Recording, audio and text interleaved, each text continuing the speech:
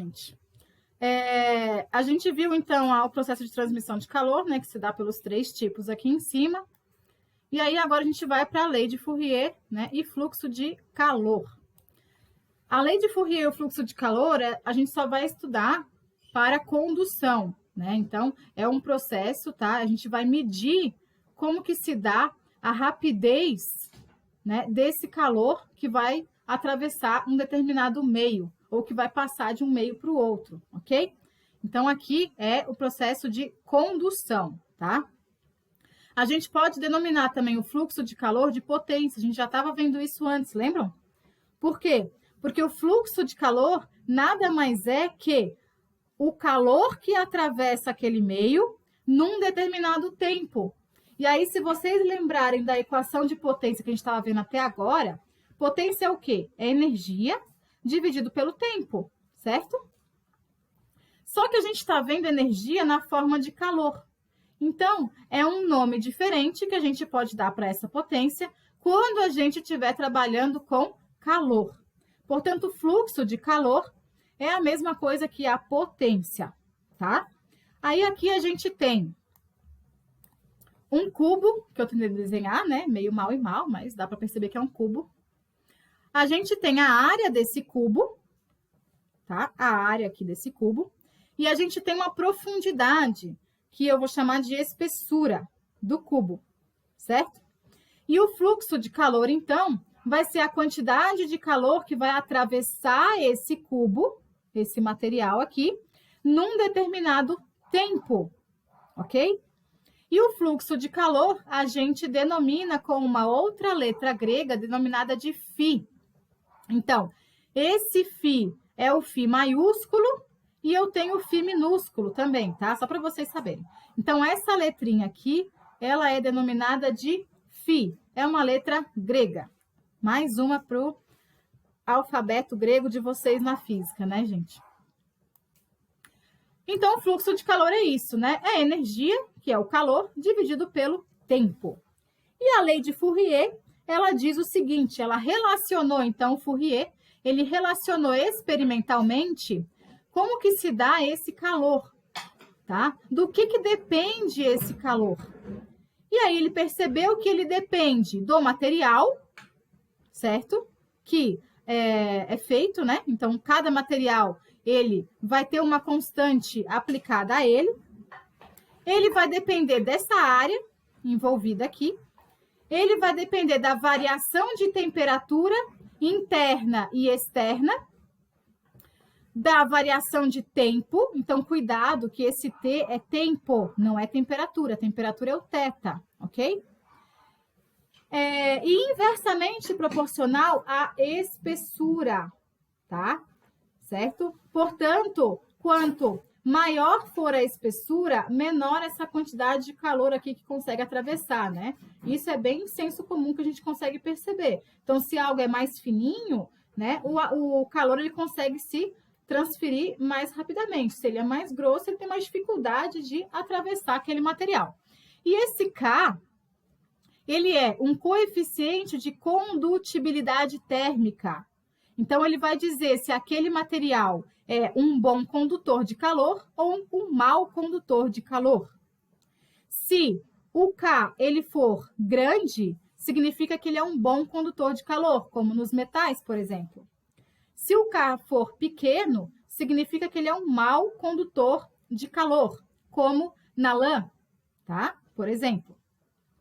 Cuidado que lá no terceiro ano vocês vão ver também esse K, só que ele não vai ser condutibilidade térmica, ele vai ser elétrica, tá? Então, ele pode ser um bom condutor elétrico ou um mau condutor elétrico. Então, cuidado, a gente trabalhando primeiro com calor, ok? Então, aqui é condutibilidade térmica. Dúvida até aí, gente? Dúvida, dúvida? Não? Tudo certo? Sim, vou disponibilizar. Já está disponível, Maria Eduarda, tá bom? Eu já coloquei já, tá?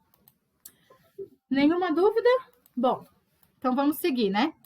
Eu tenho essas duas equações, então, certo? Eu tenho esse fluxo de calor aqui, né? E eu tenho a relação do calor pela lei de Fourier. Se eu juntar essas duas equações, eu vou cair numa terceira que é bem útil, certo? Então, vamos partir desse princípio. O fluxo de calor vai ser igual à quantidade de calor dividido pelo tempo, certo?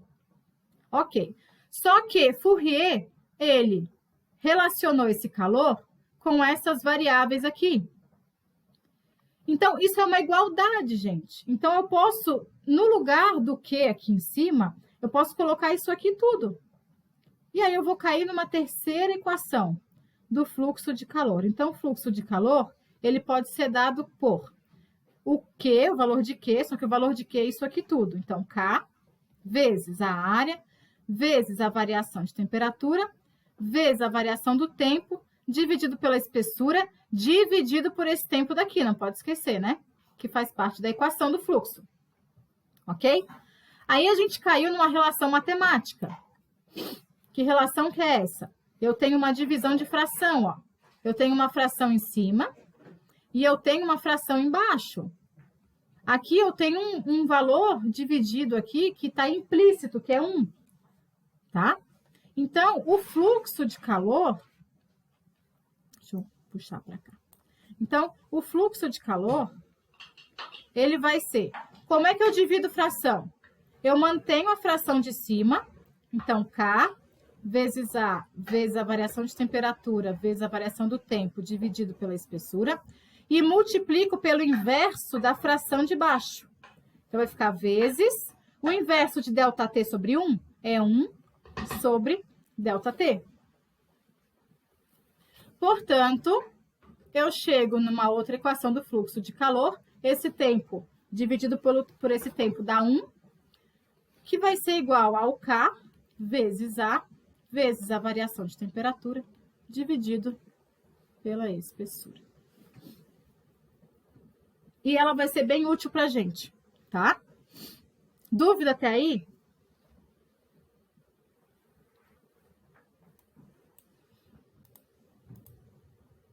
Dúvida, dúvida? Eu vou resolver um exercício agora então, tá? Vamos lá. Exemplo 1. Um dos métodos... deixa eu tirar essas coisinhas daqui. Que tá...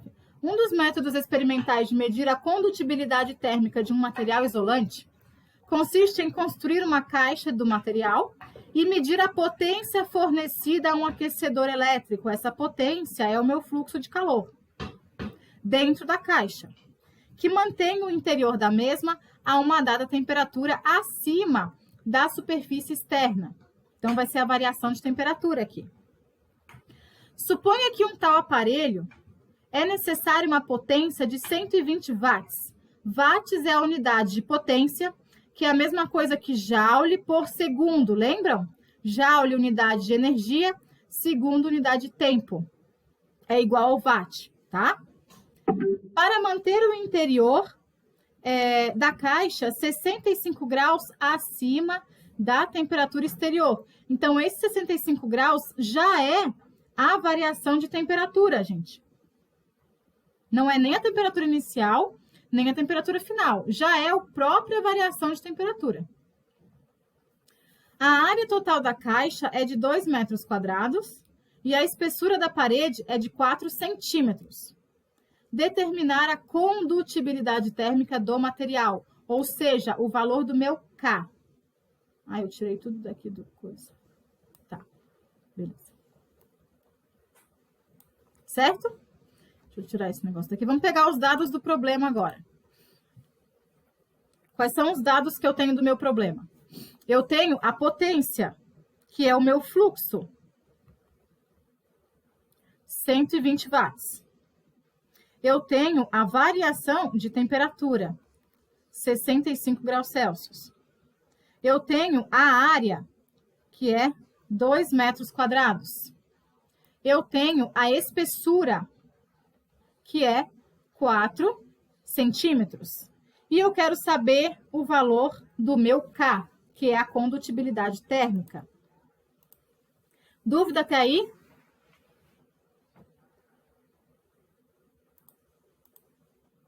Não? Tá. Beleza. Vamos, então, agora analisar qual equação eu vou utilizar daquelas três. Olha lá, ó. Eu tenho essa equação, eu tenho essa daqui, né? E eu tenho essa daqui. A gente vai analisar devido aos dados que o problema me deu. Então, ele me deu o fluxo, ele me deu a área, ele me deu a variação de temperatura, ele me deu a espessura e ele pediu o K. Então, eu vou usar exatamente essa daqui. É bem mais fácil. Então, eu vou pegar essa equação e vou colocar aqui. O fluxo de calor vai ser igual ao meu K vezes a área vezes a variação de temperatura dividido pela espessura.